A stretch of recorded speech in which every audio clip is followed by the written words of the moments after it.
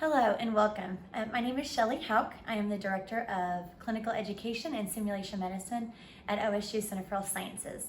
We are excited to provide you a brief tour and demo today of our OSU CHS Clinical Skills and Simulation Center in Tulsa.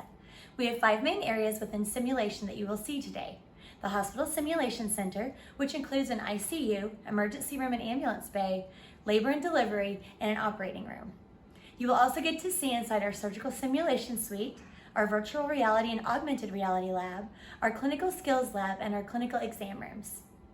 Our medical student courses include simulation within all 4 years of medical school, and almost all residency programs associated with Oklahoma State University statewide utilize our simulation resources in their medical education training. We are glad you're joining us today.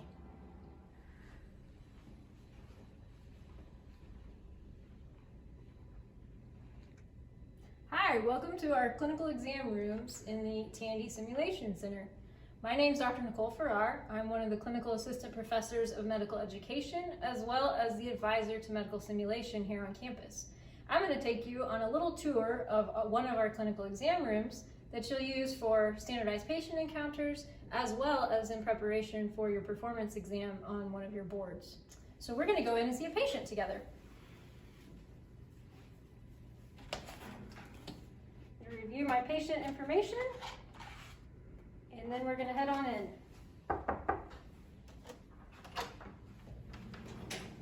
Knock, knock. Hi. Hi, Kristen. How are you today? Pretty good. How are you? I'm doing well. We are demonstrating one of our exam rooms. So this is what you're going to see in a lot of your clinic settings on your office rotations. This is to simulate that experience, and you'll meet with our standardized patients. Kristen is actually one of our staff members. We're going to let her tell you a little bit about herself in a minute. But today she's playing the role of my patient as we go through an encounter. You'll see the equipment on the walls to simulate most of your office spaces. And this is similar to what you're going to see when you do your performance evaluation for your board exams. I'm going to let Kristen introduce herself and tell you about her role here on campus.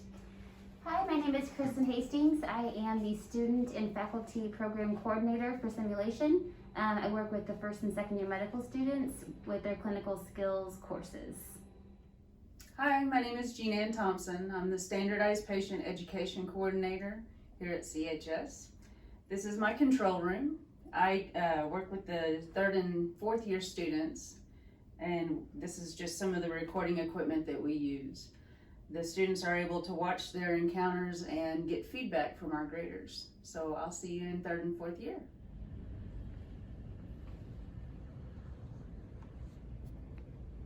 Hi, and welcome to the Clinical Skills Lab. My name is Linda Lawrence, and I'm the Program Coordinator for the Clinical Skills Lab. And this is some of the mannequins that are the task trainers that will be used in your courses. This is where you'll learn how to use your equipment. You'll learn how to do physical exams and on standardized patients as well as each other, and use these task trainers for the different procedures that you'll learn. I always tell everybody that this is a fun place to be because you really get your hands on. Code blue, ICU, room 161. Code blue, ICU, room 161. Hey guys, Dr. Farrar here. What was the initial rhythm? Did be fibs. Alright, Tyler, good chest compressions.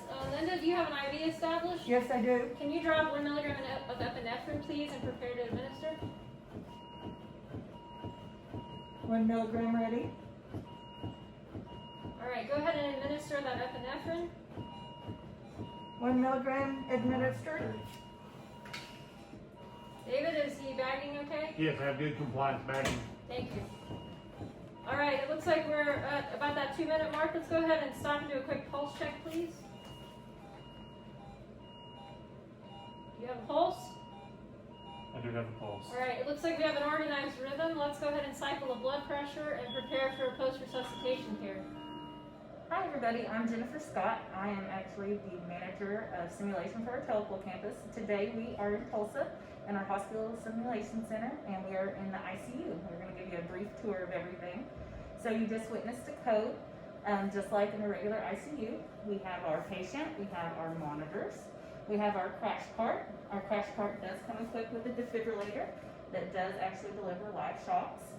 We also have our IV pump and everything you would normally see. We have our oxygen, we have ventilators, we have multiple things available to use for any scenarios that we do.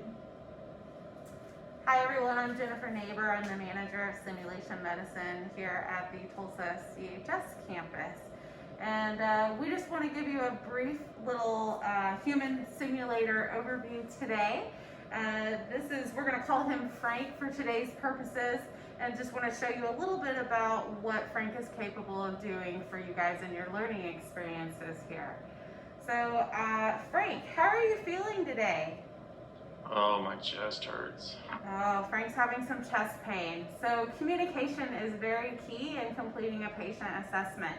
We're able to ask him about his pain, his medical history, the medications he takes, his surgical history.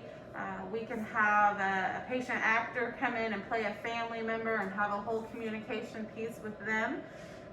So the ability to be able to communicate with our patients really helps our experiences here.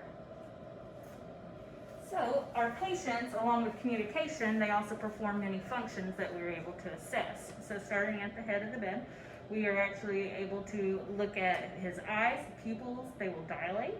They have the ability to cry, to produce mucus from the nose or the mouth. As we go down the body, we have the electrodes that go on the chest, and this allows us to show the rhythm that the patient, we program them to. We also can auscultate the patient, so we're able to listen to different heart and lung sounds. We can feel pulses throughout, so we can do pulses from his wrists to the groin area, popliteal. We can go all the way down to pedal pulses. You can auscultate lung sounds and heart sounds on him, so you can use your stethoscope and actually listen if he has lung sounds that maybe mimic pneumonia or a pneumothorax. We can completely assess him just as we would a normal patient. When Frank breathes, we can actually see chest rise. I don't know if you can catch this on the video, but you can see my hand rising and falling when he has respirations.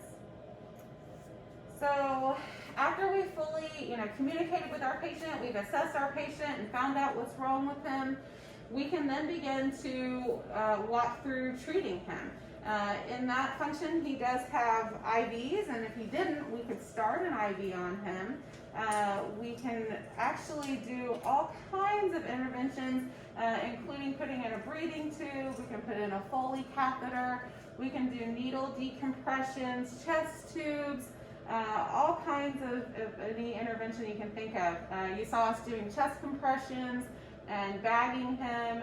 We can actually deliver a shock and defibrillate him. So whatever kind of treatment he needs, we can actually carry that out and see how that helps him in that scenario. Hi, my name is David Knight. I'm a simulation specialist here at OSU's Center for Health Sciences Hospital Simulation Center. I have a background as a paramedic, and today we're going to look at our birthing suite. I hear we may have a new arrival coming on. Let's go see.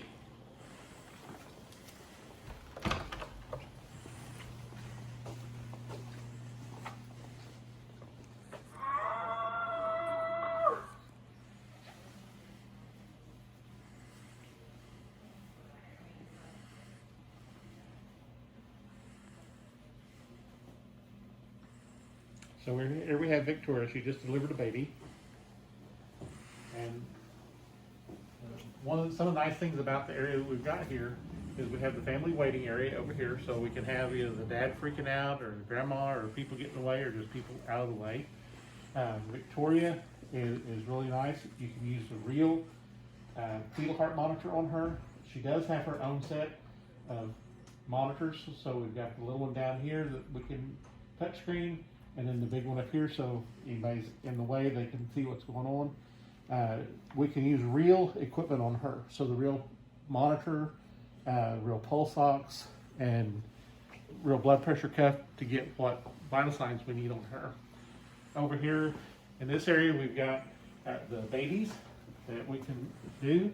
So we have newborn Tori here and Newbie. So they both have vital signs. They'll move, they'll cry, you can have a pulse, and we use them for the neonatal resuscitation program. As we come over to this corner, we've got a C-section baby. So Victoria will do a C-section. She can do the shoulder dystocia, just any number of problems, delivery problems that we might encounter. We've also got a junior, which is an adolescent mannequin that students can practice on. And that's really about it for the Sim Center. Hi guys, my name is Tyler Austin. I'm a National Registered EMT, ACLS certified, and I'm a simulation specialist here at OSU CHS. And today we're going to take a look at our surgical simulation suite.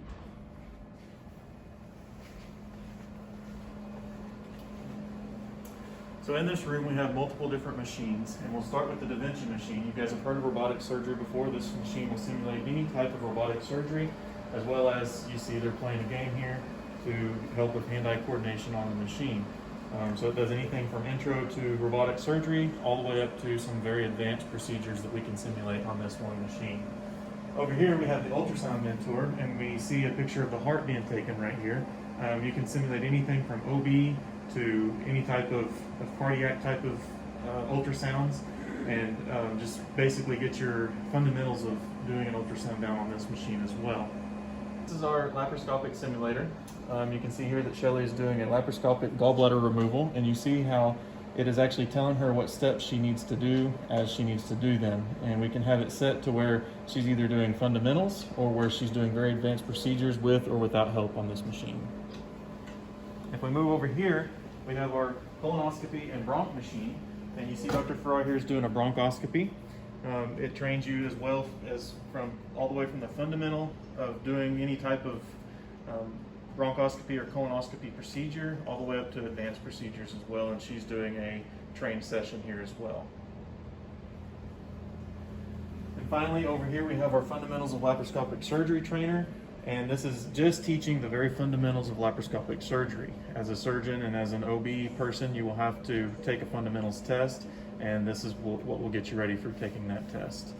Thank you guys for joining me in the Surgical Sim Suite. Welcome to our virtual reality and augmented reality lab.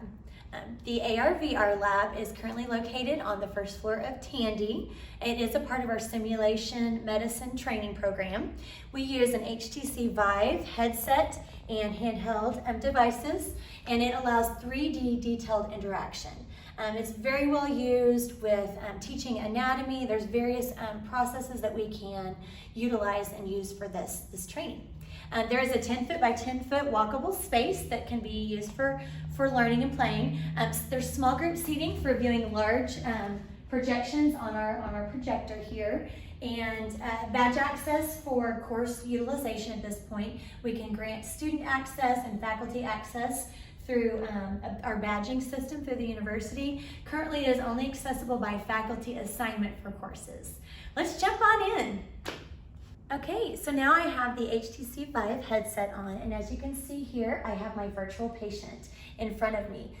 Currently, I'm looking at the musculatory system. When you go through, you can go around the body in 3D. It can raise and lower depending upon which muscle, bones, tendons you're wanting to be reviewing or discussing. As you can see here, I am clicking on one of the different muscles. It's the left external oblique.